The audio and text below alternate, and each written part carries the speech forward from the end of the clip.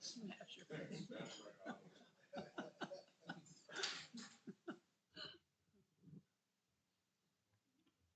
All right, it is 5:33. We'll go ahead and call the meetings to order. Since there is no public here, I'm going to close the public comment reading, and we'll move right on to the consent calendar. And we're going to start off with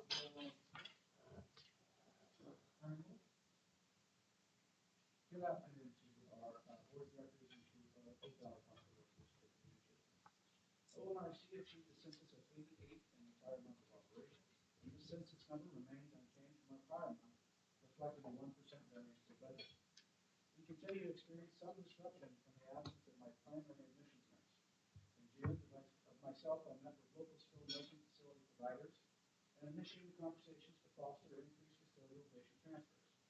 This marketing strategy will lead to an increase in our population of long-term care residents. The strategy was noted in the last board report, and positive results will be seen as early as July. As a side note, we've already transferred 2 custodial patients, and I have 4 scheduled for next week. This will put us above our budget and within our normal financial operations. Regarding regulatory compliance, we received 2 visits from CDPH, and we actually just received those results, and I'm proud to say that neither of those investigations yielded a deficiency. So it was a big month from good direction. Regarding staffing, we continue to recruit for a director of staff health, and that's a critical role that provides education and supervision to our largest and global classes certified nursing assistants. And that concludes the report for this month. Very good. Do we have any questions for Will? Hearing none, we'll entertain a motion to accept his report. We have a motion to accept by Director Schaefer. I'll second. Second by Danielle Sanders. All in favor? Aye. Aye. Motion passed. The next 2 are approval of administrative forms and policies. They're all within our board packet. And the approval of the minutes for our June 5th, 2025 regular meeting. You can take those both at once or each item individually.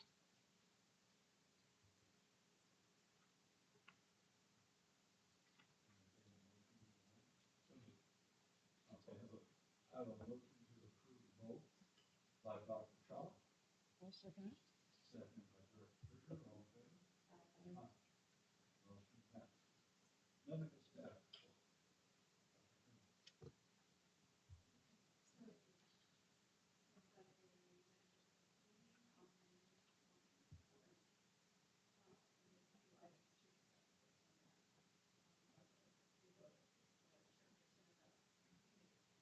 Department of Surgery, we'll need to, the chairperson, new chairperson nomination for surgery and South Dakota.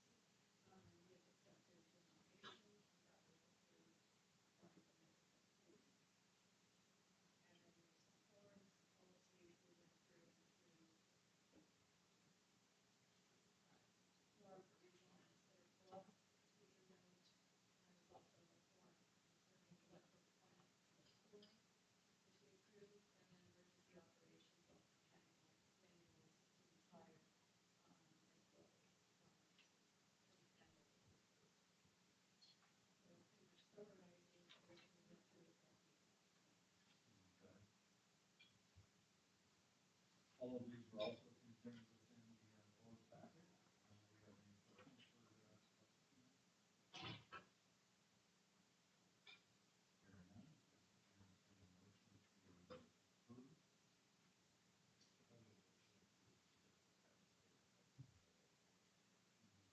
I have a motion by Dr. Shaw, I'll second.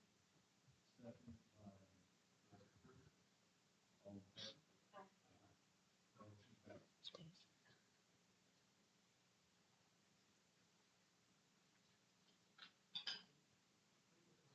Yep, Yes, sure. you guys can help out. We have a user that's live watching us right now. I can see it. We kind of got to talk into the microphones. I'm letting you know it's just a trial. It's just like, apologies. I hope that was better. It's new for us.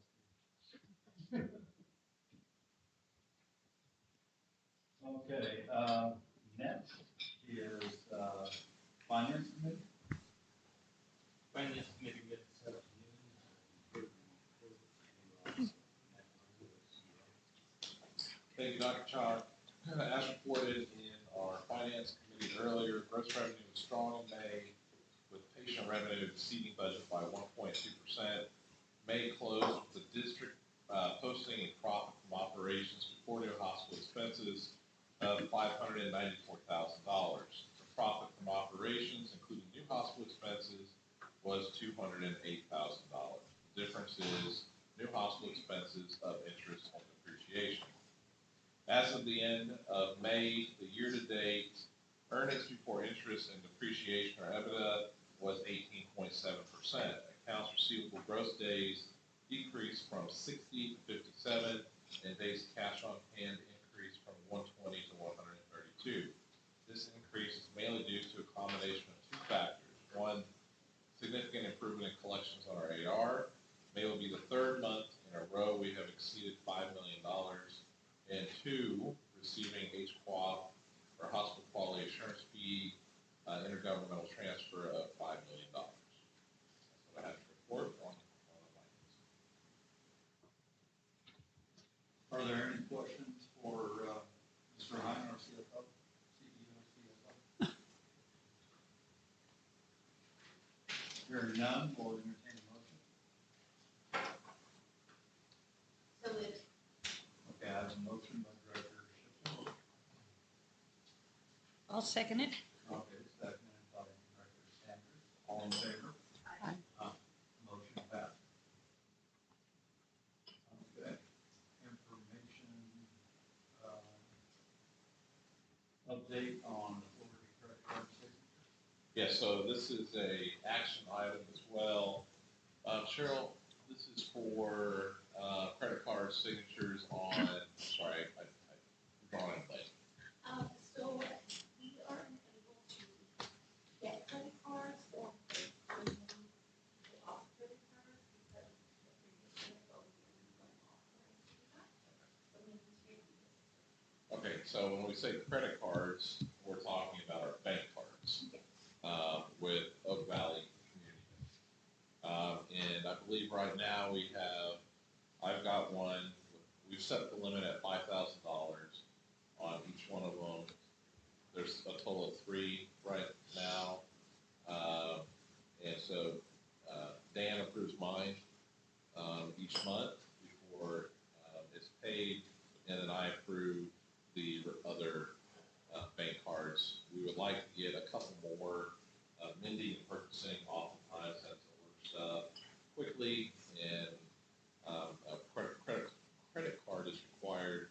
And then I want to make sure the rest of our executive team has a credit card. Again, max limit $5,000. It's a bank card in the organization, but as of now, our previous CFO is the only one that had the authority to do that, and we need an action by the board to update, I guess myself, to be able to authorize members of the organization to get a bank card.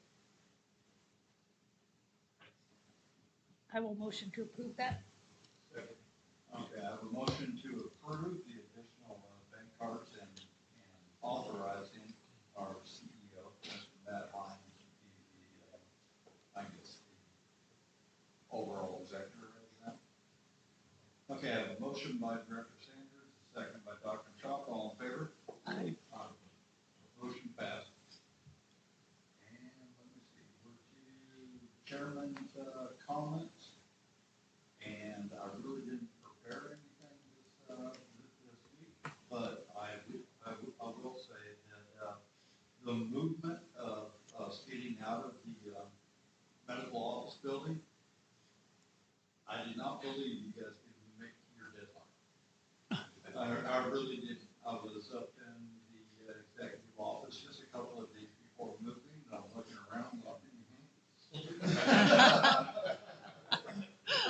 So, but walking through the new executive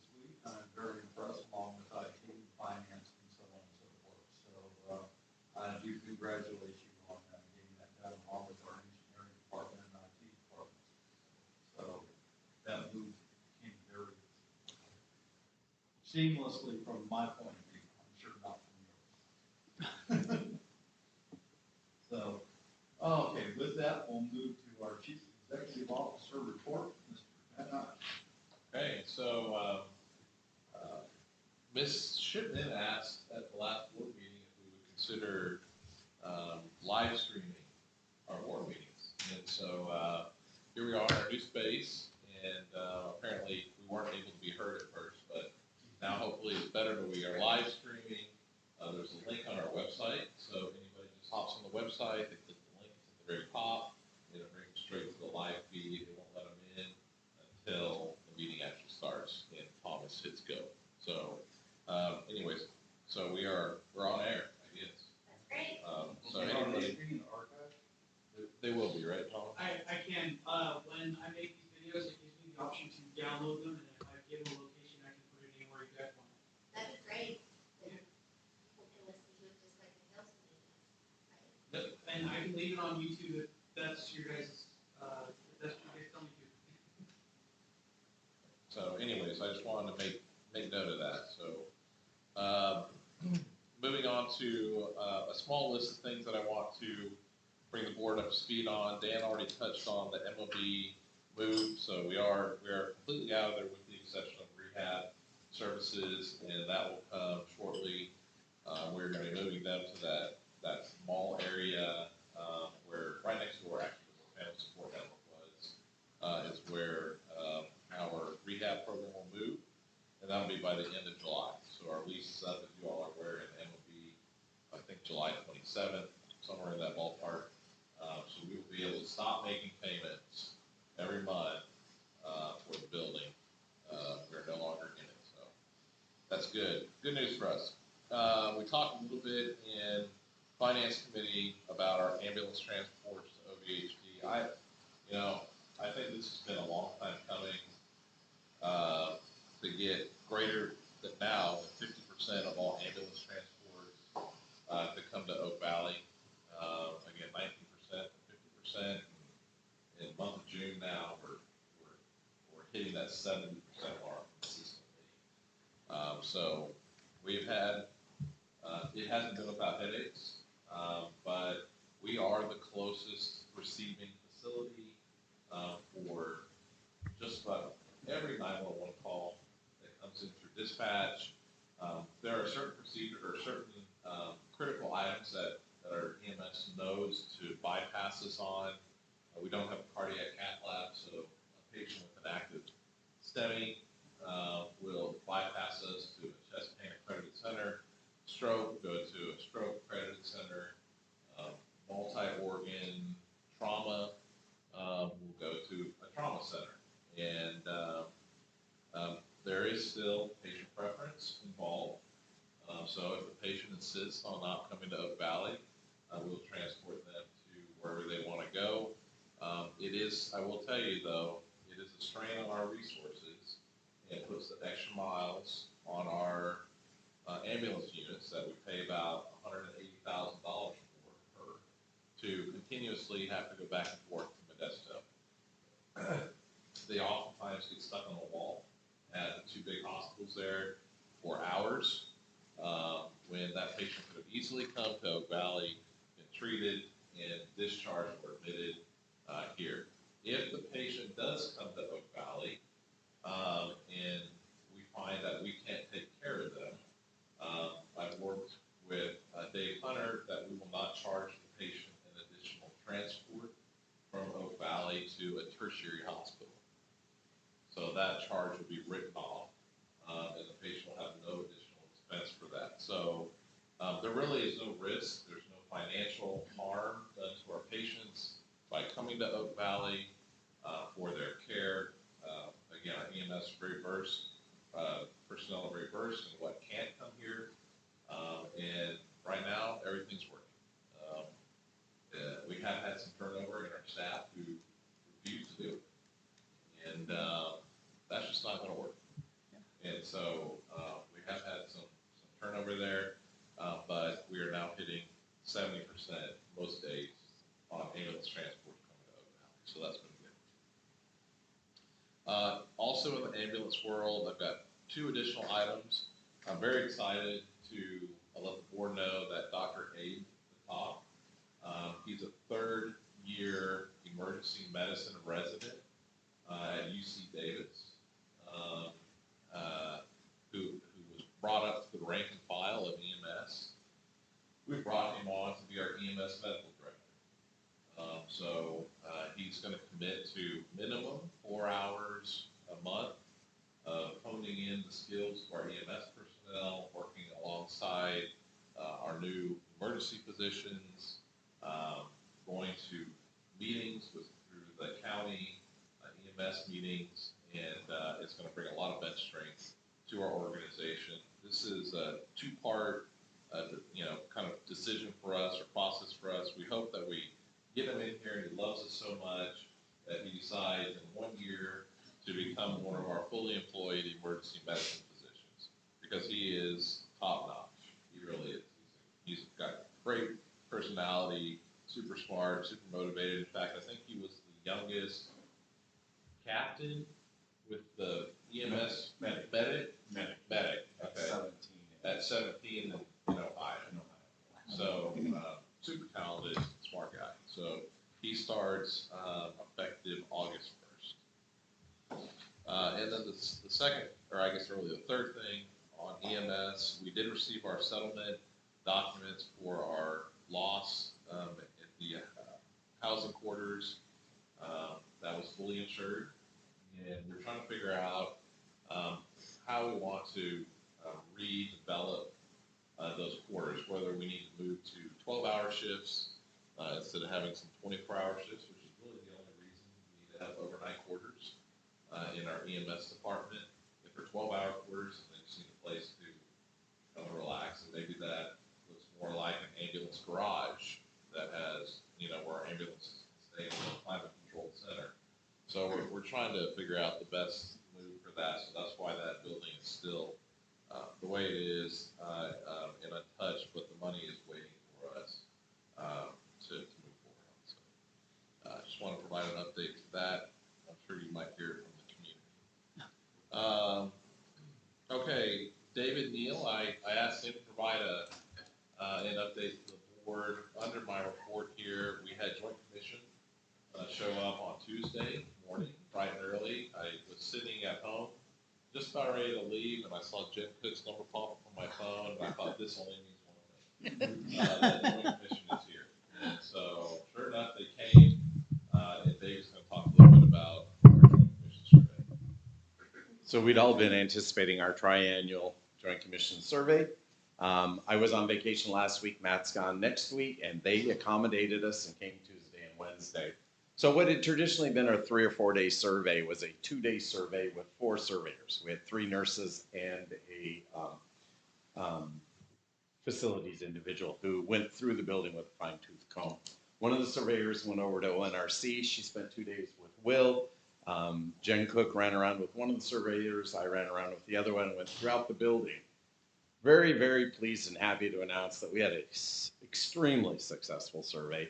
They were very impressed with all the staff they interacted with, everywhere they went, commented several times and in the closing about the cleanliness of the hospital.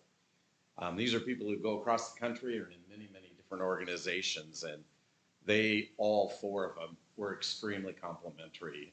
So we celebrated Bea and her staff with, the thanks for that, because oftentimes when you walk into a building and when you see clean floors, your OR's clean, everything is clean, and it really does reflect strongly on the organization. So in doing the survey, they have conditional items, and many of them are required by CMS and can lead to resurveying, CMS surveys, a lot of different things that can transpire if you have a lot of findings that are significant. They actually score in a grid that has 9 boxes on it. These are the top ones, of course, are the bad ones, the high likelihood to cause patient harm. And then the frequency, limited in this column, patterned here, meaning they found it more than just once or twice. And then widespread when they see it throughout the organization. Of course, everything that you're really most concerned about are those that fall in the red boxes. We had one that was very limited, but it was high and it had to do with a couple of items that were instrument sterilizing and the tape around them, and one was that when we transport instruments from the ED, we have to spray it down with what's called an enzymatic. And we'd put work into that, but that day the enzymatic was not there, and yeah, so we got a hit. This will be very easy to correct. Items in this column, we just will have to do an action plan. These were all things limited, a lot of them due to the facility, just different items that were found. So proud to say that we did extremely well. And the big thing that is all of these, none of them are conditional, meaning they require a resurvey. They were all standards, which is really great. So we do not have to pay for the privilege to have them return in 45 days to go over it again. So in 10 days or so, Matt will get an email that we've received our accreditation, and we will have a new certificate to put on the wall. But this is really exciting to only see one in all of those red boxes, and it's killing me. She told the story that when she found that lack of enzymatic in the ED, she thought I was going to have a heart attack. I came really close. That was such a disappointment because I was hoping we would not get that one. But great work, great staff. I mean, it's amazing. The compliments continued. I told the surveyor, Yvonne, it's really rewarding to see them validate what we feel we're doing. She says, no, you guys are doing it. So it was just really wonderful. So thank you, Matt. But yeah, a lot to be proud of, and as a board, you have a validation of what we're doing and where we're going. So thank you very much. Any questions? David, the enzymatic that is supposed to be sprayed on in the ED, was it the policy that wasn't there, or was it the actual spray? The actual spray. So when you use instruments away from the OR, you have to have a red bin, and then you lay down a towel, open the instruments, and spray it down. The old days, we used to scrub them off, and there can be no scrubbing outside of the OR. So that is what you need to do, and then they seal and can be transported. And yeah, it was a bin that probably had about a week's worth, yay thick of instruments laid in there, dry as all get out, no enzymatic, and almost form everything. Yeah, so it's already been corrected, but we just will have to let them know in our plan of correction. But no resurvey. That's huge. That doesn't happen often because those resurveys can result in CMS kind of joining on and kind of showing up right on the heels of. But anyway, really, really good stuff to be proud of. Thank I you. have one comment, is that they were very complimentary toward our CEO, who knows the names of all of the staff. Yeah, I heard through one of the other surveyors that Yvonne, who you folks Yeah. met with, came back and told him that she was extremely impressed with the leadership conference. Yeah. So thank you for those who participated. Yeah, 2 board members, Fran and Dan. Yeah. They were up there. Yeah, so, yeah, these are always days that as a CNO and any leadership in the hospital, we always have kind of a big goal. Oh, and I need to say, excuse me, Will, my bad, Susan, Come on. So, I was just sorry, I was selfish there, and you can give me that time. Will only had just moderate, a couple of moderates, a limited moderate and some widespread moderate, but nothing in the red boxes at all. So, me and his surveyor, who spent 2 days with him, Sandra, was very, very complimentary of everything that went on there. So you went through 2 CDPH surveys, and during commission in what, 3 weeks? 3 weeks of surveys. Yeah, 2 pretty solid. CDH and 1 JP. All in 3 weeks. So a lot of activity that way, but it's been very, very busy, but really rewarding and again, really validating of the organization and the leadership of where things are. Thank you all. So Bill, you're ready for vacation?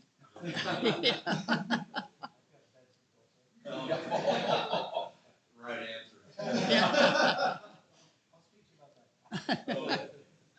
I've got a couple other things, Mr. Chairman, real quick. Thanks, David, for that update, by the way. And David is sending out an email, if you haven't already, to all staff.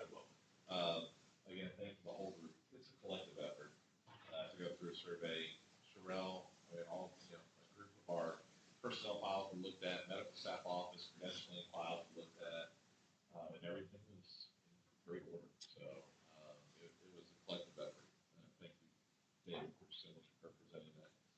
The ICU remodel, real quick on that, light remodel work in there, paint, some new cabinets, or not even new, painting the cabinets, painting the walls, putting on new countertops.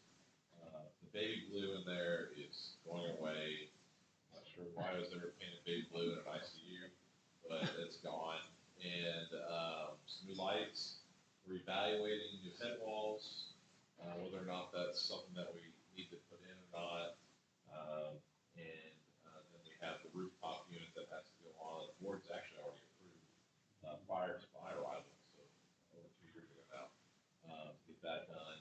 And it was on hold, and now we're back on that. So hopefully we can get that done under what the board approved 2 years ago. If not, Mr. Rodriguez will come back for additional approval of that.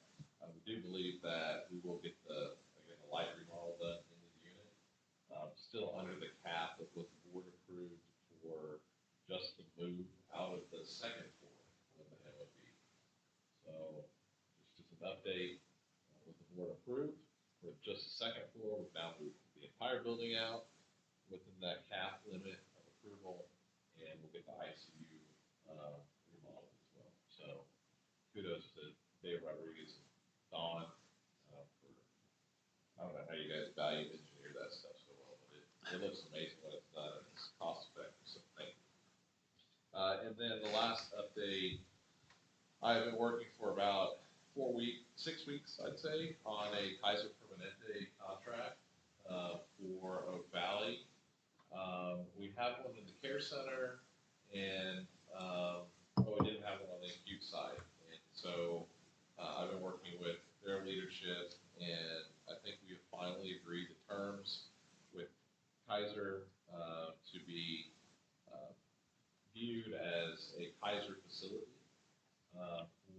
So any Kaiser Permanente physician, so if our community members go and see a physician that works for KP, and that physician says, oh, well, now Oak Valley is considered an in-network provider, they can refer all their business back home to Oak Valley, and we get reimbursed actually quite well in the new contract. So that is, the city has a Kaiser plan, the school district has a Kaiser plan, OID has a Kaiser plan, so quite a few, and they're going to reimburse us quite well. So we'll start a little campaign in the community about that, but we have worked hard to come to terms on that agreement, so we're proud of it. It hasn't been inked yet, but it should happen next week. Right. That's what I have for under that top section. I'm sorry, number 1. Well, that was just an information item, so like. Okay. The second, or the next item, information also. So, Dan, you asked, actually, I don't know, about a year and a half ago, we do an HR update quarterly at least. And Sherelle's been here for now, right at 90 days in HR capacity. And she reports directly to Dave Rodriguez. And we're going to test our new presentation system tonight.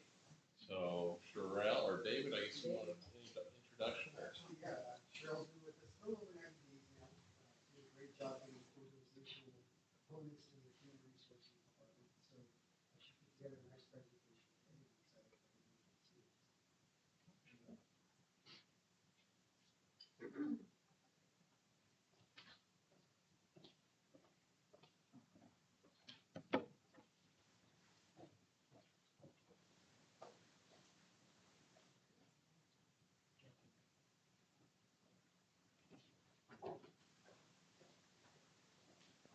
Nice and bright. Well, welcome, welcome. Hello, everyone. I'm glad to be here. Sherelle, could you mind moving the microphone? Just a little bit? Absolutely.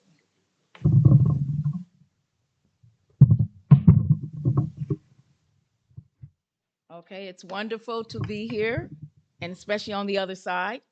So, so I want to start off, and I just want to say thank you for being here today as we continue planting the seeds of a strong and thriving workplace culture. I'm excited to share the growth we've nurtured within our HR department, from deepening our roots In retention to watching new initiatives bloom, today's presentation is about the progress we've cultivated and the harvest still ahead.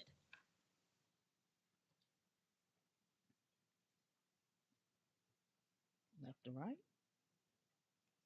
Okay, there we go. We are harvesting. Oh. As a new HR manager, I stepped into this role with a focus on planning structure, intention, and unity throughout our workforce. Today's presentation reflects the seeds we've planted, the growth we're seeing, and the future we're cultivating together. This isn't just a report, it's a look at how Oak Valley Hospital District is growing from the inside out. Next slide, Thomas. You're gonna have to. Oh, my goodness. So, dormant soil. In quarter three, January through March, before new seeds can be planted, the ground must be cleared. With that in mind, lack of clear HR structure is what was missing in April. No consistent system for evaluation, DARs, or follow ups.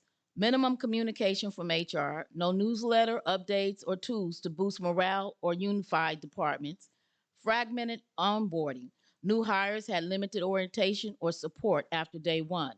Little to no employee recognition, no morale programs, shout outs, or consistent appreciation.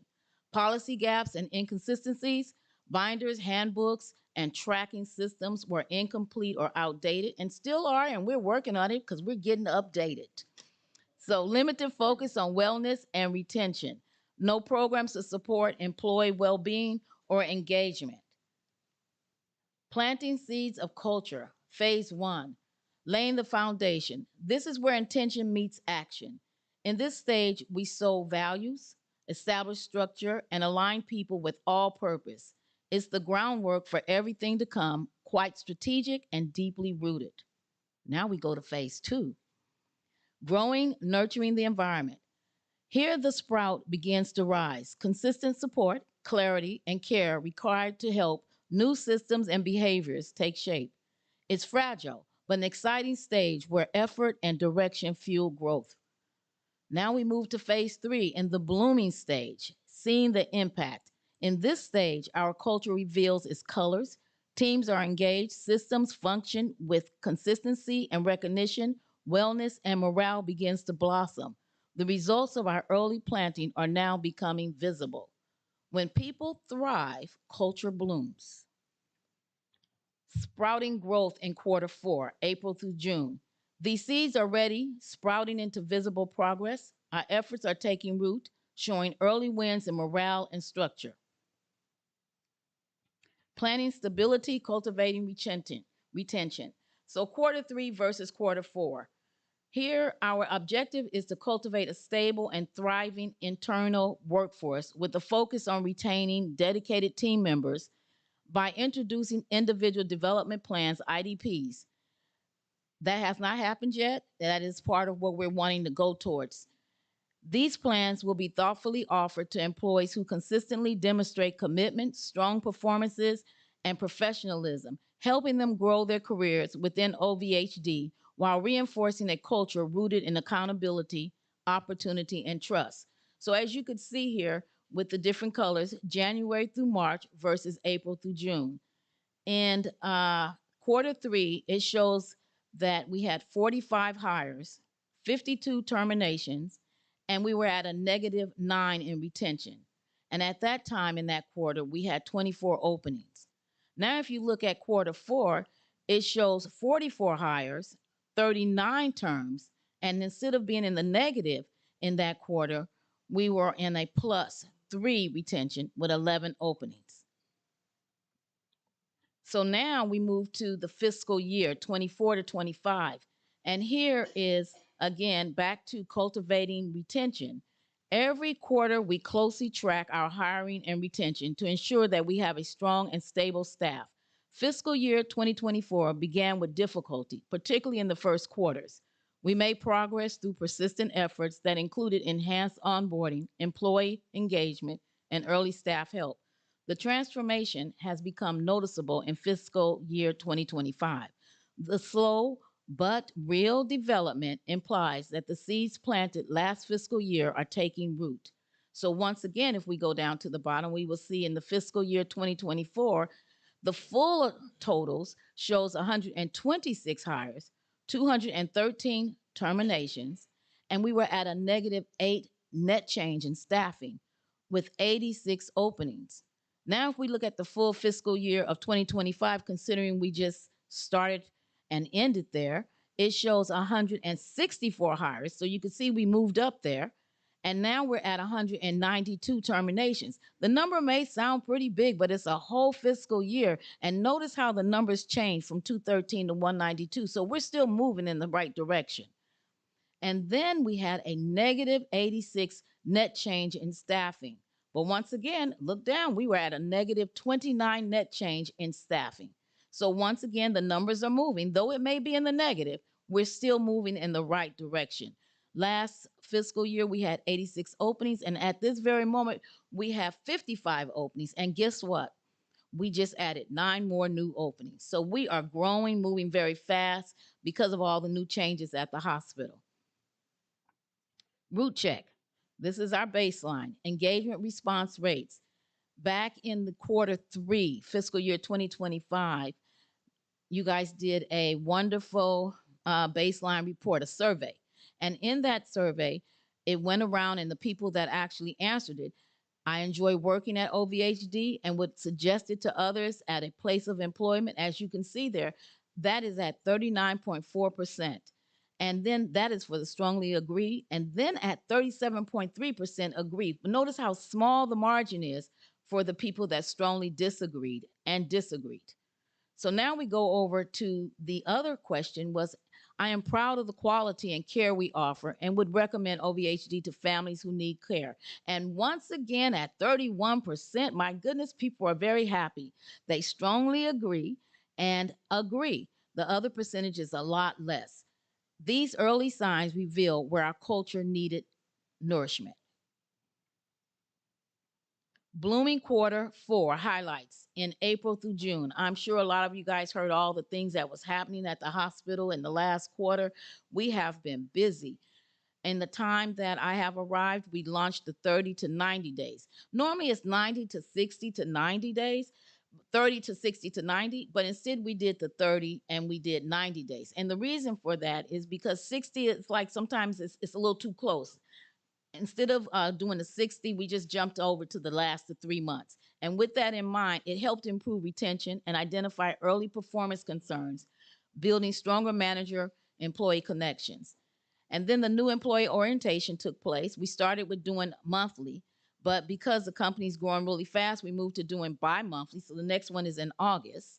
Then we started the Leaf. The Leaf, because we do have our beautiful logo of the Leaf, we call the newsletter The Leaf. And it's established consistent communication, recognition, and department updates through a creative and engaging format. We also started for a little competition throughout the hospital, but also for some people to actually have some fun Department of the Month recognition program. And that was pretty exciting. We delivered flowers to the 3 managers that made it, that actually won Department of the Month. And we also have scheduled for kind of like a little photo shoot where they will be able to use their pictures, you know, in a newsletter, on any other upcoming events that comes around, but just to get them excited so they can be a little bit more mindful on how we represent the hospital, how we get along with each other. And now, how many terms? Let's really get back to just enjoying and trying to grow the business, grow the hospital in a positive way. Now, you guys remember in the last quarter, we also had a wonderful scavenger hunt. Oh my God, it was so exciting. The little tiny ducks was hidden all throughout the hospital. And the employees were really, I mean, the phones were ringing. The people were coming into HR, bringing all their little ducks. And all the people that won the little coffee. It was amazing. It was excitement. And then we did full card bingo. Now, the full card bingo, the purpose of that was to try to get people to know who their executives are and what's going on in the hospital and what's happening in the other departments. And what we found out, nobody won. Nobody won the game. And you know why? Because what people were coming up to say in HR is, My God, that was great, but we didn't even know that there was a Superman running around. We didn't even know who people were. We have no idea that there's a Batman. Nobody told us these things. So, with that in mind, we decided that now we have to have the department of the month so that departments and people could get to know each other. So it just feels like a full family. So that's what happened there. And now we're looking forward to next year when we do it. Now people will know who to vote for, what not to vote for, what the questions are, and what there aren't. We go on down to the Nurses Week. Nurses Week was so much fun, pancake breakfast. But I will have to say, some people said, why couldn't we have any bacon or no eggs? Why are we just having our own pancakes? But what we did, David Neal, is that we threw in some strawberries and chocolate and peanut butter and all the icings that go with those pancakes. And the employees were so excited. They had a great time with their pancakes and their coffee and juice. Then we go on down to the hospital week. I would have never thought people like coffee that much. That coffee started at 7 o'clock in the morning to 7 o'clock in the evening. And I kid you not, the HR department we really work well together. We manned that all day long, and they had all kinds of coffees, ice, hot, different flavors, and the lines were long. So they definitely enjoyed that. On down to the walking tacos. Now, I've never heard of walking tacos, but I believe my wonderful VP said he wanted walking tacos. So, with that in mind, the lines were long for walking tacos. I mean, and of course, we all know that's the Doritos with all the different fixings and all on top. That went out very well. Now, when we came to the dunk tank, that was a whole nother subject. We watched Matt and David. David Neal, did you get up there? No, you did not. And Will decided not to participate either. But no matter what, the dunk tank was quite exciting. And we know how we want to do it again next year just to get more people. But guess what? We raised a little over $3,200 because people donated their PTO and it went into the fund for the employees. So that is good for just the last minute putting it together and making sure that people have fun. It was quite an exciting day. Let's go on with the shave ice. That was good. The caramelized popcorn. Oh, that was amazing. The reason why that was so amazing is because people were so excited about getting the caramelized popcorn delivered personally to their office. Next thing you know it, the phones are ringing and said, you forgot me. Oh, we have your bag right here. They were excited by the caramelized popcorn. And then we had the masseuses on site. And I must make a mention about the barbecue on site. The Rotary Club, the Sunrise Rotary Club came out and they cooked for the whole hospital.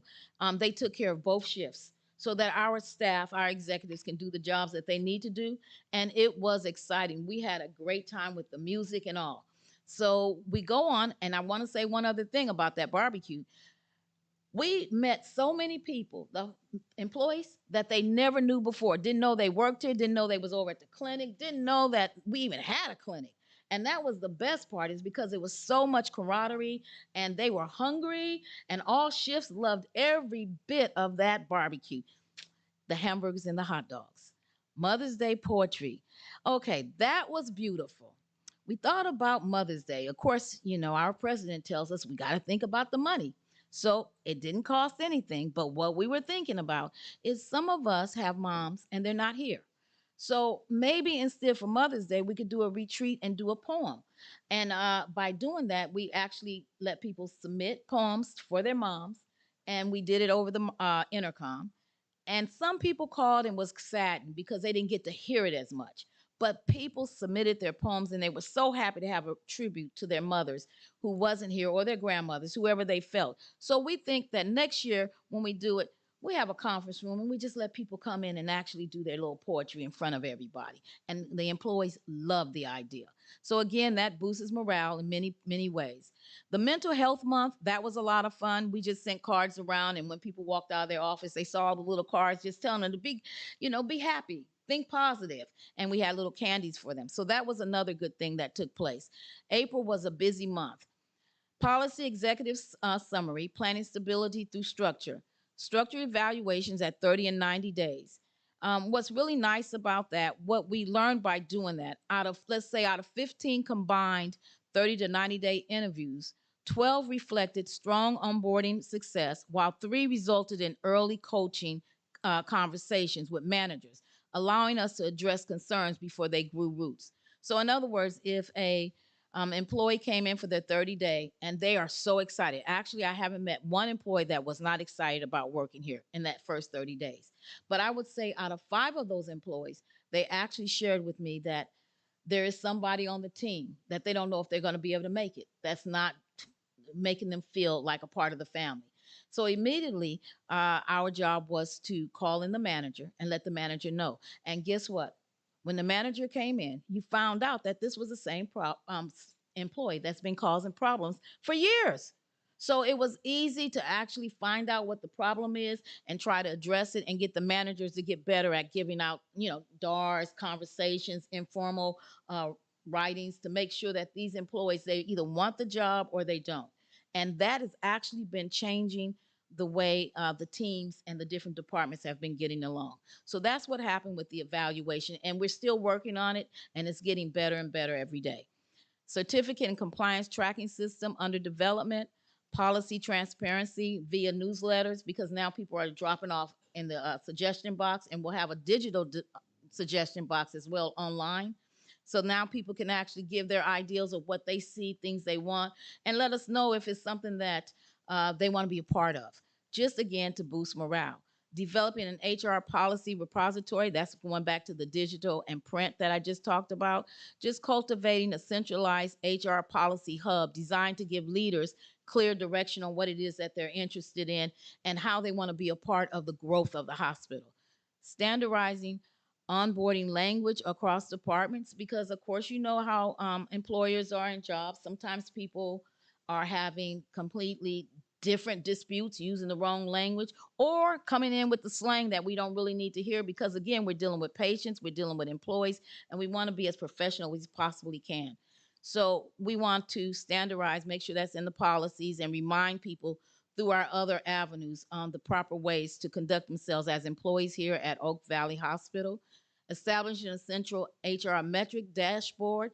We're working on that. That's all the new things that's coming. Reinforcing timely manager accountability, because even us as managers, we make mistakes and we're not necessarily always managing in the way we should. So we really need to also help and hold our managers as accountable as our employees. Clarified DAR process across all departments. And you know what's interesting about that? Through my wonderful, again, Superman boss, he, no matter how you look at it, is that he's always drilling on us to make sure that we follow the process, because we do work closely with the union, and we definitely don't want to get any kind of penalties, because we want to just terminate somebody without following the contract, without following things the right way. Oh my God, look how beautiful that garden is. That is what Oak Valley's all about. All the things and the different places that we're going. We have over there the new higher orientation bed, the policy pathway, the wellness grove, professional development pond, the feedback fountains going on over there, the recruitment vine, leadership development, mentoring plants, and the learning corner. This is the way the future should always look, that we have the hospital well covered. We can take care of everyone from the patients to the employees and have a happy family. Future gardens. So I gave you all of that. I just decided to throw the definitions in just in case anybody had any questions, but I believe they all speak for themselves. So if you want any more clarity, be glad to send it over to you. But at this time, we'll go to the next one. And blossoms on the calendar, sticking with the whole plant theme. Full rollout of update policy binders, employee feedback and channels expanded, talent pipeline planning and internal promotion pathways, certificate and compliance tracking system, management training series, employee wellness. This is a role that is being explored throughout the hospital, the executive staff, to enhance our employee wellness and resilience programs.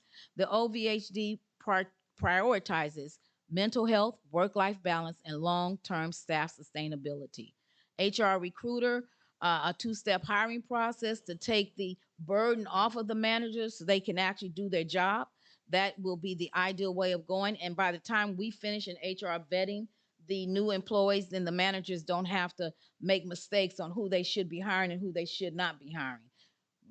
Our executives can do their job.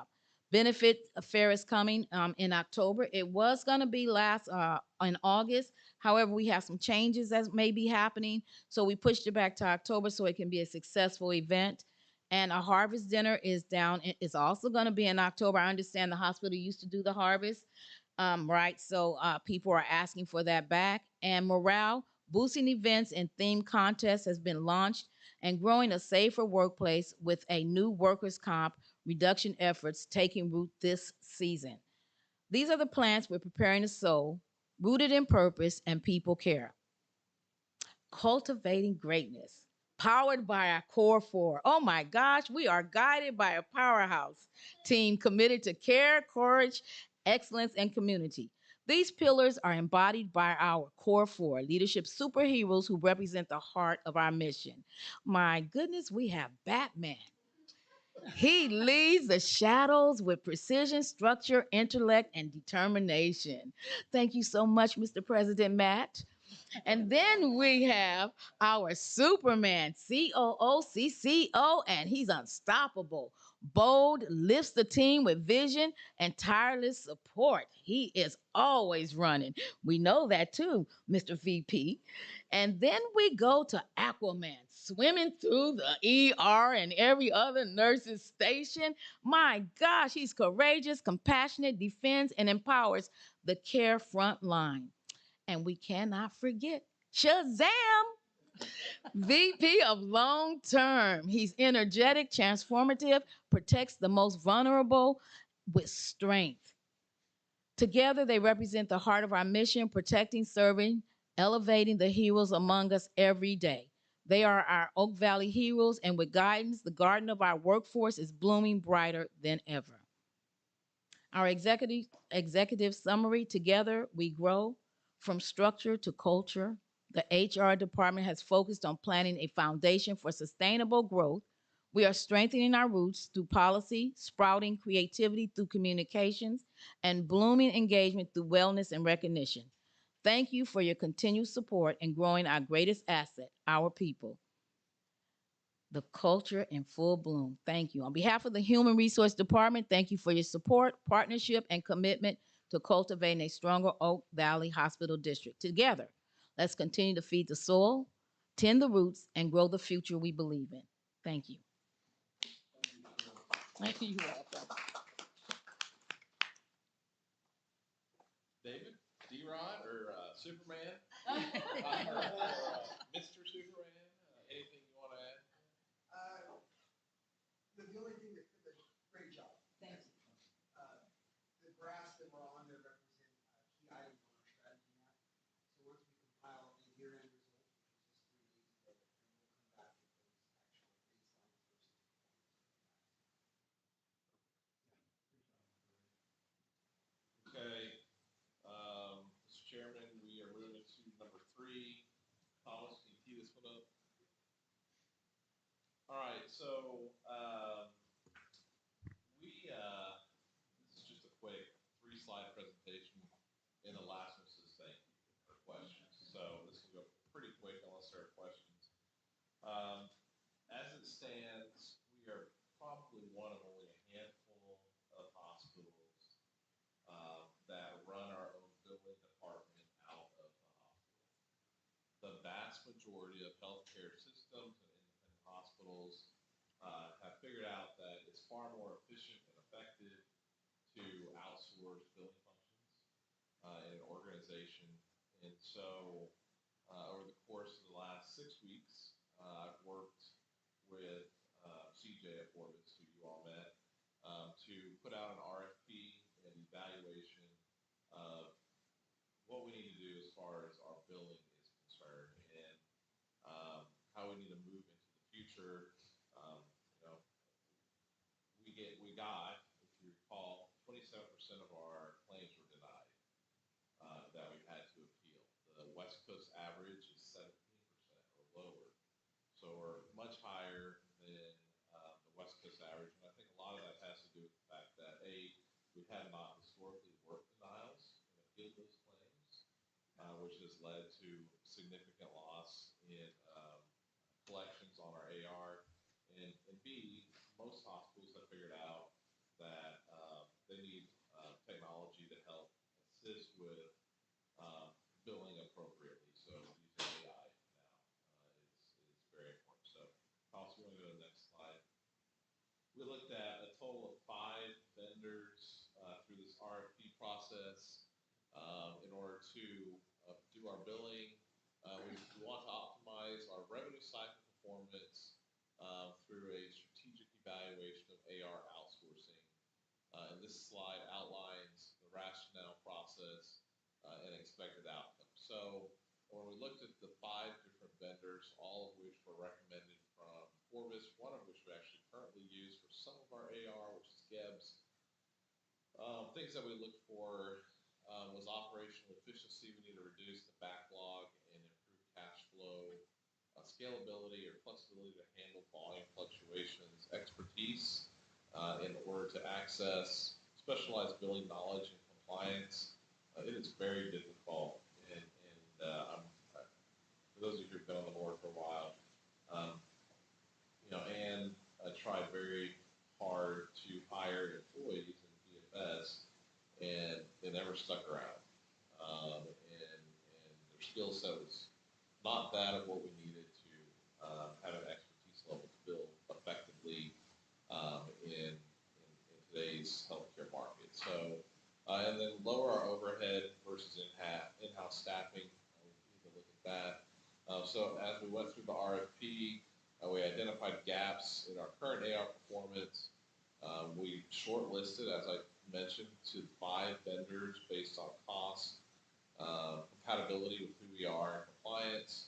We set up a scoring structure through the RFP process, and we did a final selection. We narrowed it down to one single vendor to do all of our billing, and the next slide is going to show what that looks like. Not yet, but we chose a single vendor based on performance to cost ratio. The outcome was a vendor called ASP RCM. They aligned with our revenue cycle goals. They supported our performance and improvement targets. They enhanced patient financial experience, and they are a single vendor to handle all of our billing, coding, denials, and appeals, insurance follow-up.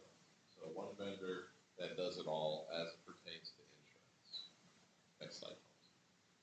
So when you look at what our AR consists of, average per month, this is a rolling 12-month average. You can see that we collect over the last 12 months about 4.3. Granted, the most recent 3 to 4 months, we have exceeded $5 million in our monthly AR collections. And you analyze that, it's right at $52 million.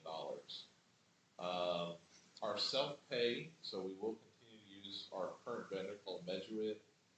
So that would be, we consider them an early out vendor. So self-pay after insurance pays would be considered an early out vendor.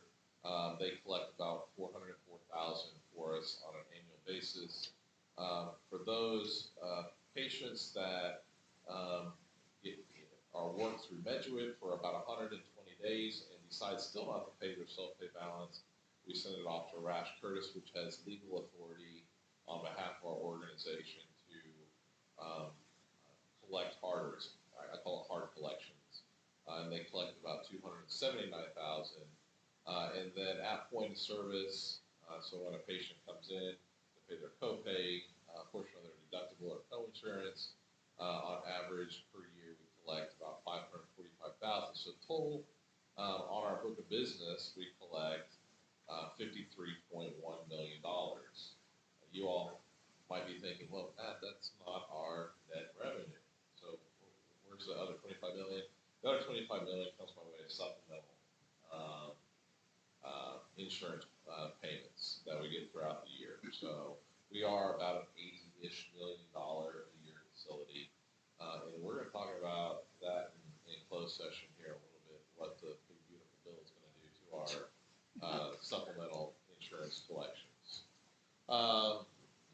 So Gebs right now charges us about $337,000 for primarily coding components. Through ASP ASP RCM, our future costs, they're gonna charge us a negotiated rate of 2.7% of what we collect on our insurance for the business. They're gonna post our cash in minus clinics. So David Rodriguez is working on implementing, as you all are aware, his Athena product, which will be billing for all clinics, and cash posting for clinics. The future coding costs will go from what I mentioned, Gibbs is doing at $337 a year, down to $162 a year through ASP.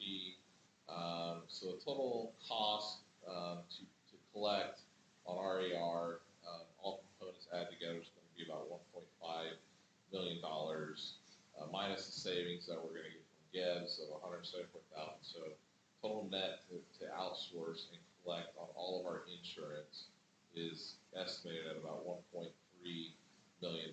So if you recall, there is significant opportunity, and this is where we're going to move to the box on the right. Baseline, we think that we should easily be able to move our total bar collections or insurance collections minus Medjugorje and Rash Curtis or self-pay collections from 51 to $52.6 billion, and that will cover the cost of the outsourcing component of billing.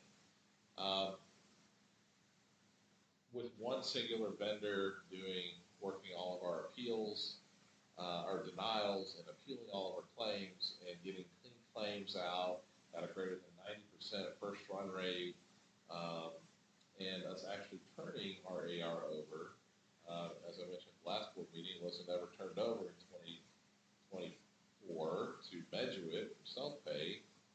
We believe that we will easily see between a 1% and 3% improvement.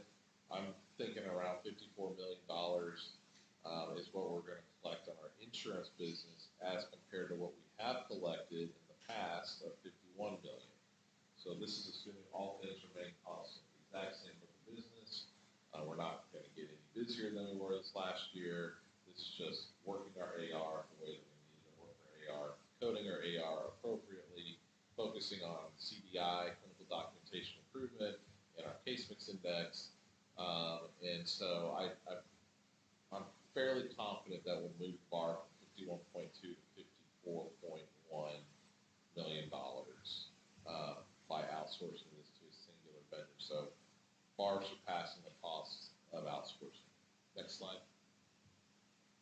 So with that, I want to open it up to questions.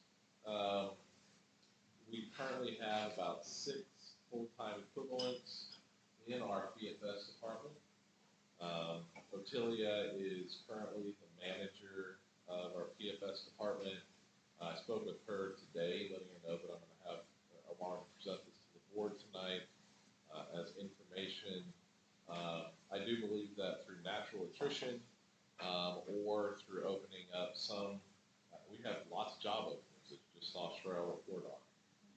Many of our PFS folks that are currently in PFS can transition to other positions in the organization.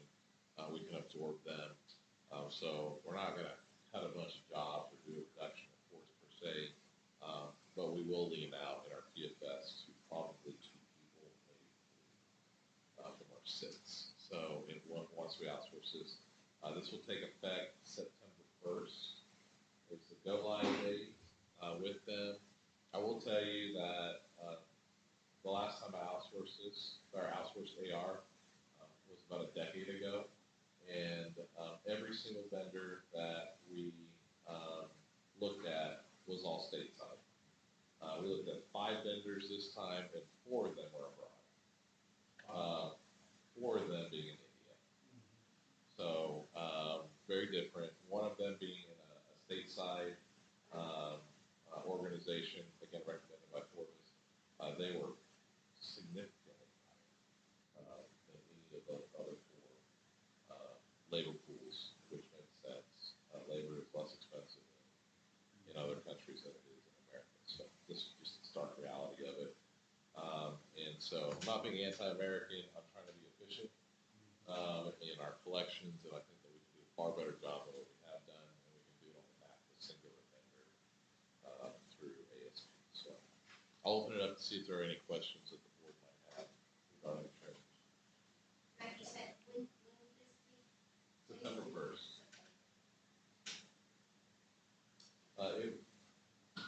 patients won't see it, they won't feel it.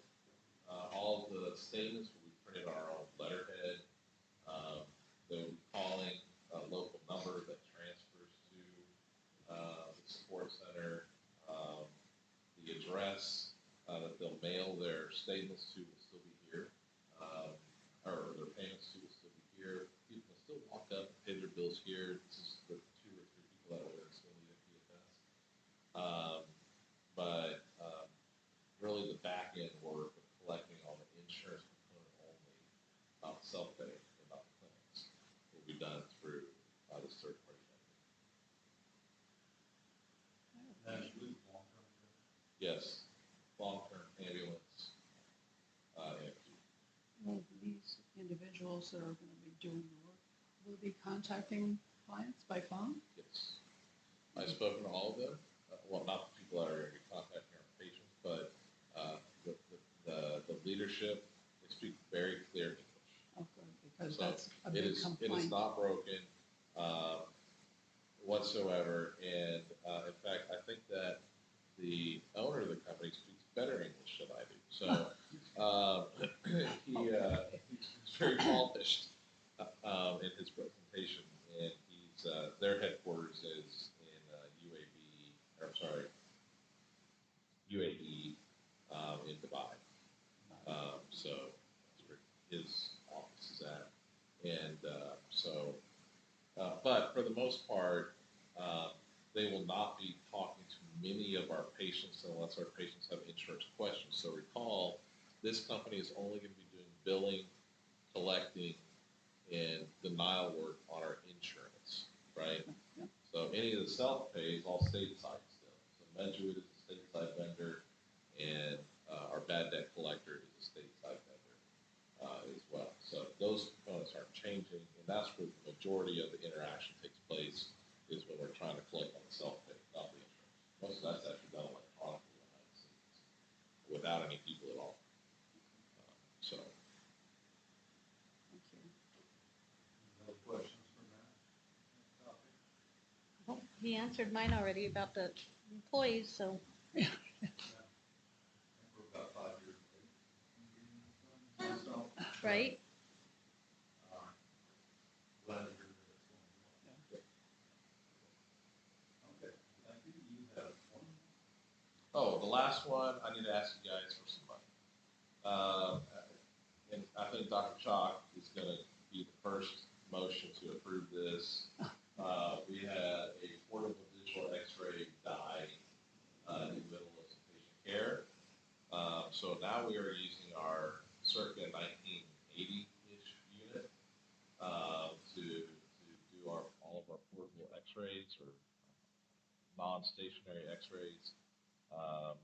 Anna went to work in imaging, and she was able to secure a deal with GE, which is a premier vendor, for 2 units, portable digital, so low radiation, for $200,000 for 2 units. So it's a great deal. Is that each or? Total, both, 100,000 each. So they're very important. They take all the x-rays of our patients who are sitting in gurneys in the ER, on the inpatient unit. We don't wheel our patients down to imaging to get their x-rays of the chest done. Post codes, oftentimes chest x-rays are taken. So anyways, I know that Dr. Chalk was actually, unfortunately, on the receiving side of our unit dying when it happened. And this is a great way to get 2 new units for a pretty good price. Well, I know that circuit. I'm surprised that thing is